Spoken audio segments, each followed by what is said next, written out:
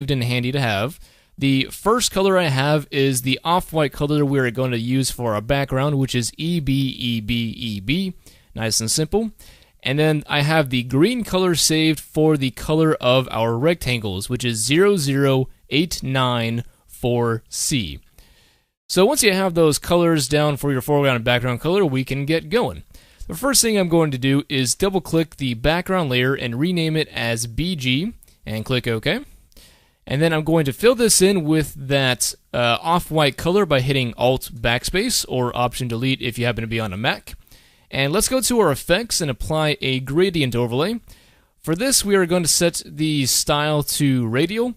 Let's toggle the reverse, set the angle to 60 degrees, and this should be the overall gradient that we're getting here. And we're going to choose a blend mode of screen, and we'll click OK. So some of you guys out there might be perfectionists and some of you might not. If you look in close on this, you'll notice that we have a little bit of banding going on, so you can see the edges of the different shades of white as they go out. And if you want to keep that as it is, that's perfectly fine, but if you're a perfectionist like me, some of you might want to smooth that out. So here's how we can do that. Let's right-click the gradient overlay and choose Create Layer. And then let's select the BG Gradient Fill, and then go to Filter, go to Noise, and add a little bit of noise. And for this, I just keep an amount of 1 or 2%, up to you, with the distribution set to Gaussian and monochromatic enabled. And if you click OK, you should see like a little bit of a before and after. It smooths it out quite a bit. So now what we can do is merge this down into the BG layer by hitting Control or Command E on our keyboard. And so there we go, we have our flattened background. So what do you say we start making some rectangles, huh? Let's swap our foreground and background colors so that way we have green as our foreground. And let's go to the left-hand side and select our rectangle tool. So there are two ways for you to make this rectangle. Option A is to simply click and drag a rectangle and hope that it looks, like a proper size. So something that I try to aim for is a height of 150 pixels, so something along those lines. However, if you would like to, something that you can do in Photoshop CS6 and CC, if I remember right, is to simply click somewhere in the document to create a rectangle shape. So for this, if you decide to go that route, set the width to 1920 and the height to 150, and you can toggle that from the center and click OK. Now, just for my sanity, I want to make sure that this rectangle is centered on the document, so I'm going to select the canvas by hitting Control or Command A on our keyboard, and then go to the left-hand side and choose the Move tool, and then select the fifth icon to center it vertically. To align to the horizontal center, my bad. And then, of course, we need to go to Select and choose Deselect to get rid of our selection. So I'm going to place this rectangle somewhere in the upper portion of the document. It's not entirely perfect where it needs to go. And we are going to rename this as 1. And with the 1 layer selected, let's go to Effects and apply a gradient overlay. And for this, let's simply change the angle to 180 and set the blend mode to multiply. And then we can change the opacity to something like 15%.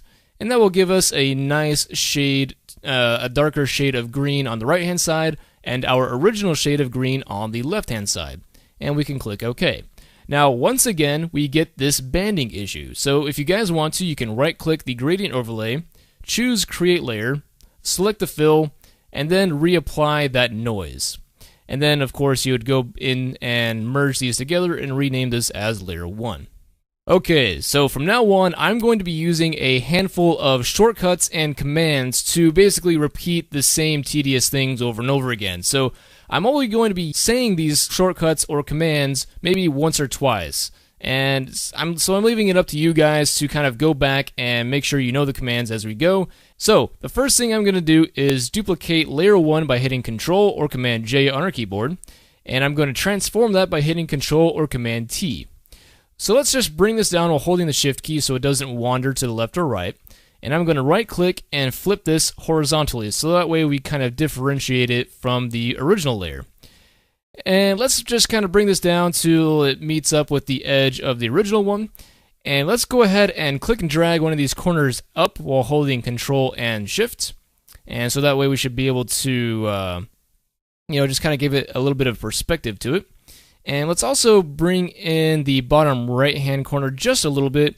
And let's also click and drag the middle down to kind of size it up just a little bit. And maybe we'll actually bring down this corner just a touch. Give it a little bit more of that perspective feeling to it.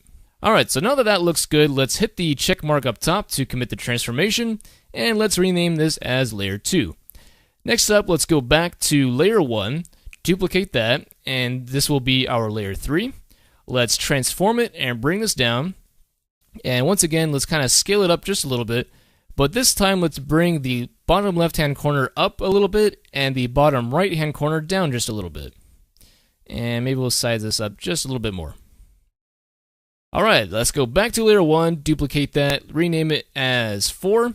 And let's transform it and bring it down. And let's go ahead and flip this around horizontally. And this time, let's only scale it up just a little bit. And let's bring down the bottom left-hand corner. Let's actually scale that back down just a touch.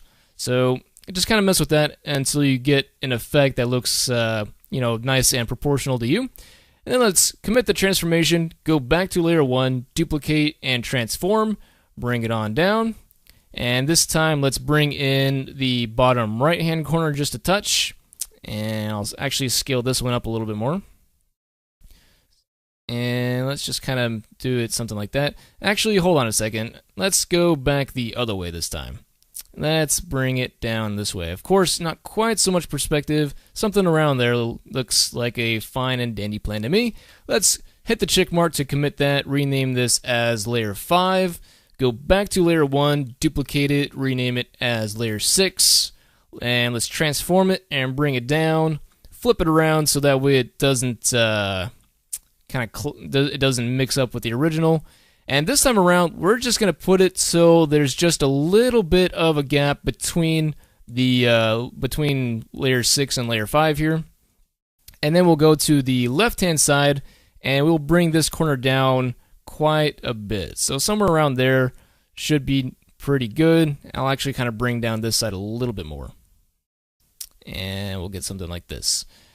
Alright, so let's go ahead and hit the check mark once again to commit the transformation. And now we should have a total of 6 different layers with it going from 1, 6, 5, 4, 3, and 2. So let's select all of these layers and group them together by hitting Control or Command G. And you can rename this as your shapes.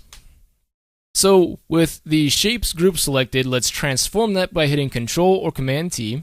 And let's click and drag this to rotate it to about minus 30 degrees.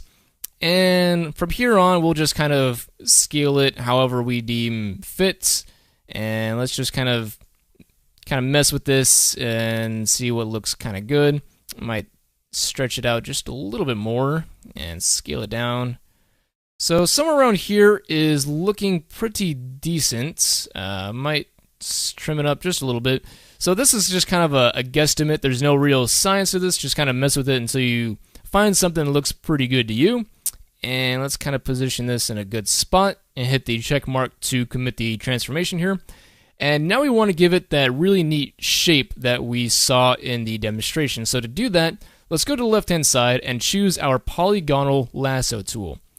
And for this, let's start off by going to the bottom corner, and we'll click just inside the corner like so.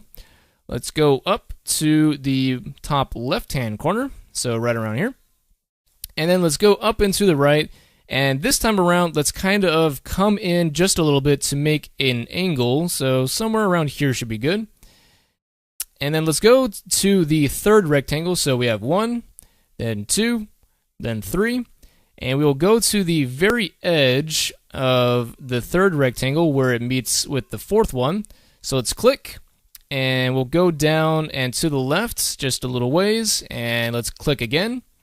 And then let's just go down and create a little bit of an angle somewhere around right there. And then we'll simply go back and actually hold on a second, my bad. Let's go back and make sure we're still within the inner portion here. I almost forgot to do that. And we'll just go back in and meet with the original point. So this is the overall shape that we should get. You can kind of mess with that as you please. It's completely up to you. And with that selection, we can go and add in a layer mask, and we should get our shape. Alright, now that we have the overall shape down, let's go ahead and create a couple shadows to kind of help these things pop a little bit. So I'm going to go back to my move tool just for the sake of having an arrow here, and let's open up our shapes. So let's select layer 2 to start off with, and go to effects and apply a drop shadow. And for this drop shadow, let's set the distance to 0, and let's set the size to about, let's say, 15. So just kind of mess with that as you like, and let's add a 1% bit of noise and click OK. And we are going to apply the same exact drop shadow to layers 3, 4, 5, and 6. Or sorry, scratch that, not 6, just 3, 4, and 5. And the easiest way to do that is to hold down the Alt key if you're on a PC, that would be the Option key for on a Mac, and click and drag the effects icon from layer 2 to the next layer, and that'll create a duplicate of it. So we can just do the same thing from 3 to 4 and 4 to 5. And we can open, let's go ahead and make sure these are all open here. And the next thing we need to do is separate these drop shadows into new layers. So to do that, we will right click a drop shadow and choose create layer. And it's going to ask you, or it's going to say that some aspects of the effect cannot be reproduced with layers. Whatever, that's okay. So now just go ahead and do the same thing for layer 4. Create the layer, hit OK. Do the same thing for layer 3, and the same thing for layer 2. So from here on out, we are going to be manipulating these drop shadows to make them a little bit more interesting. So with 2's drop shadow selected, let's go ahead and bring up the transform tool.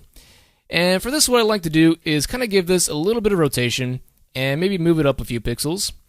And if you want to, you can also bring in one of these corners while holding the control key to make the shadow just a little bit more shallow, but maybe we won't do it quite as much. So we're getting something that looks something like that, and we can hit the check mark and maybe drop down the opacity, make it a little bit more opaque there. And that's looking nice and dandy. Let's move on to the third drop shadow. This time let's rotate it this direction, so -2 degrees looks pretty good. Maybe I'll move this out a little bit. So just kind of experiment with that as you please. That's looking pretty good. So let's check mark that, bring down the fill, and let's do somewhere around there. Next drop shadow, let's do the other direction.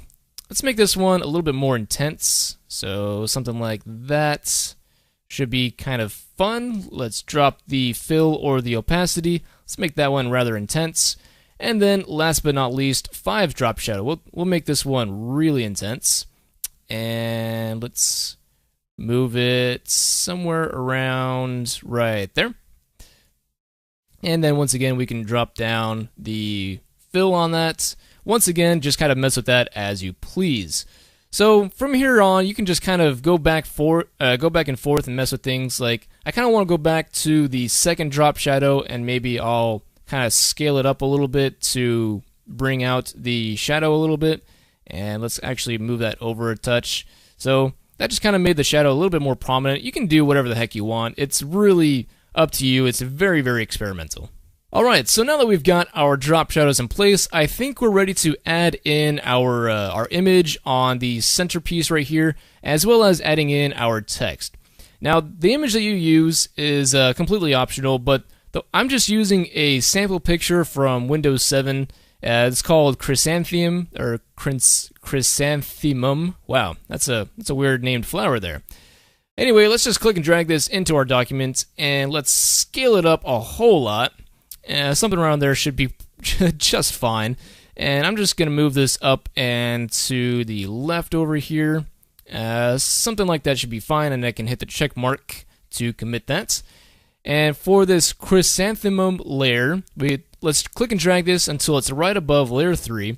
And I want to create a clipping mask out of layer 3. So I'm going to move my mouse between layer 3 and chrysanthemum. Wow. You know, I'm just going to call this flower. Screw it. Okay. So hover your mouse between layer 3 and flower, and hold down the Alt key and click between those to create a clipping mask.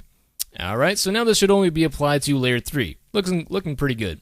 However, I do want to make this image a little bit more yellow. So to do that, let's right-click the flower layer, and let's choose a rasterized layer. Okie dokie. So now that we've rasterized the flower, let's go to Image, go to Adjustments, and choose Hue and Saturation, or you can hit Control or Command U on your keyboard. And for this, let's simply change the hue to plus 14, and that should kind of brighten up the oranges to a nice yellow, and we can hit OK. Alright, next up, I think we're ready to add in our text, so let's select Layer 2, go to our text tool by hitting the letter T, and click somewhere in the middle to start typing out our text. But before we type out our text, let's go to the color and change this to white. And the font that I'm using is called Typograph Pro, which is a font available from one of Video Copilot's DVDs. So just kind of pick out a font that looks good to you. So I'm using Typograph Pro with semi-bold for the font style, and let's just type out the letter or the numbers 15, and let's just kind of scale these up like so. Now, for those of you that don't know how to bring up the transform box while you're typing out text, simply hold down the Control key or the Command key on your keyboard, and then you can click and drag one of these corners while holding Alt and Shift, and you can just kind of mess with that as you please.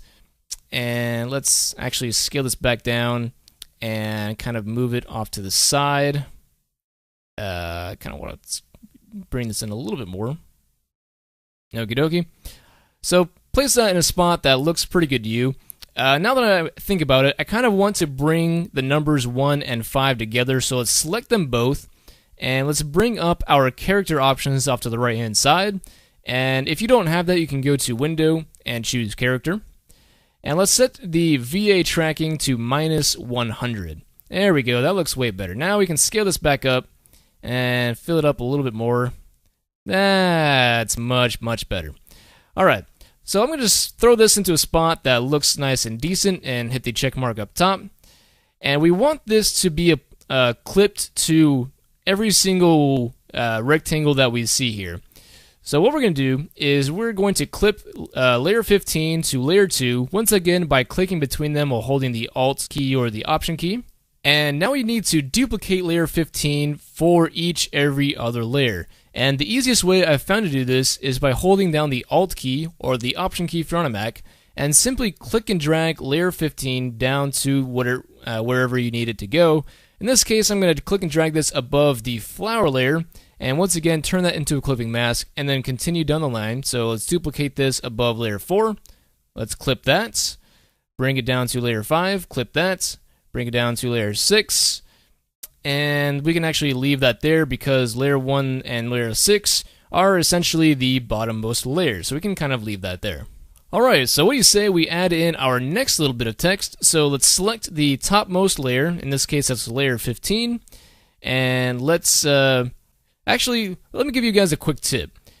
Right now, if I were to try and click somewhere on the document, it's automatically going to try and edit the existing text. So how do I add in more text without having to create a new layer?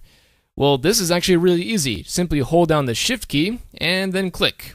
And that will let you guys create a new layer without, editing one of the previous sets of text. So just a quick little tip for you guys if you didn't know that already. I'm going to change the font style to light rather than semi-bold, and let's type out designs. And once again, we will kind of scale this down to fit and drag this into an appropriate spot. Just scale it down a little bit more, in my opinion. That looks like a good spot to me, and I can commit that transformation there. And this time around, I only need to put this above layer 3, above layer 4, and above layer 5. Oop, move it on down. There we go. Alright, we are looking fantastic. We have one more thing that we need to do, and that is a drop shadow for the overall logo. So let's select the Shapes group and apply a drop shadow to it. For this, let's turn off the global light, and let's set the opacity to 25% with an angle of 80 degrees. We'll set the distance to about 10, and a size of about 20. And of course, like always, you can always mess with that as you please. and maybe add in just a little bit of noise so it blends with the background. And we'll hit OK. And let's take a look at what it is we created. Alright, so I think this looks